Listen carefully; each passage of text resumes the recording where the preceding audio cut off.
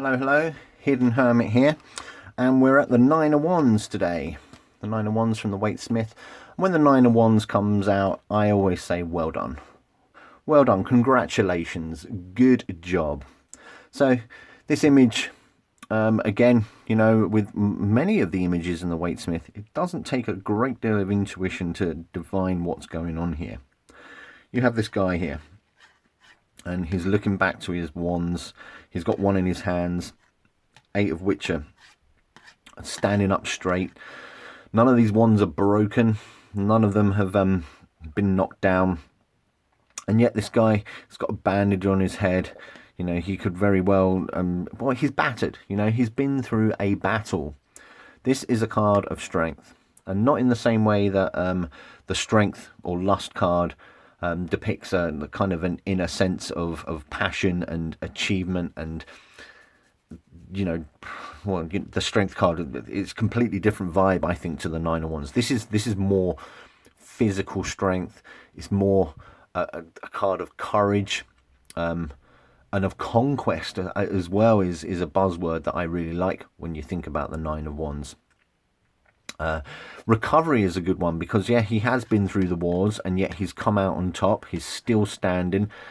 He's still, there's a sense of pride, there's a sense of achievement. But yeah, he's been very successful, I think.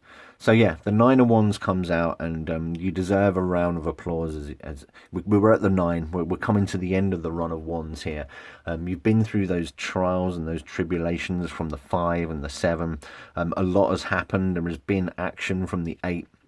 And at the 9, you're still standing. You've done it. Job almost done. Almost done. There is a sense of completion.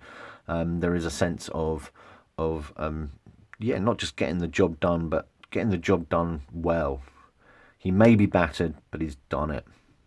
Well done. Well done. Clap, clap, clap. If the Nine of Wands comes out reverse, then perhaps you've just got a little bit further to go. Perhaps you're the person, maybe the seeker has tried to take on this person and ultimately failed, perhaps.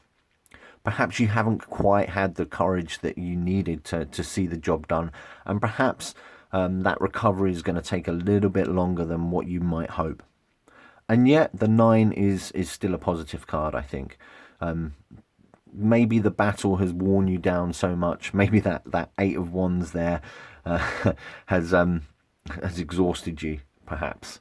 Perhaps, you know, reversals do require a little bit more of an intuitive sense to divine the meaning from, and it does indeed depend on the cards that have come around it. Speaking of which, this person, he's looking back to his wands, but he's also looking back to the battles that he's fought. So the cards that have come out to the left of this one in a spread, I think, are very important. It gives you that idea of how you've been successful, how you're going to get to that sense of success, and why that's important, I believe.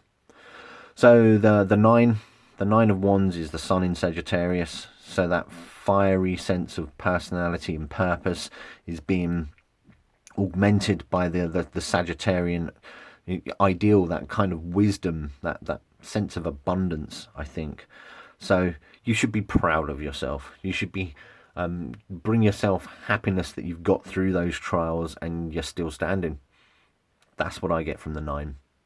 So yeah, the sense of strength, the sense of completion go kind of hand in hand, I feel, when you get to the 9. So yeah, round of applause to everybody who is manifesting the 9 of Wands in their life, no matter what it's being applied to. So yeah, that's the 9 of Wands from the Waite Smith.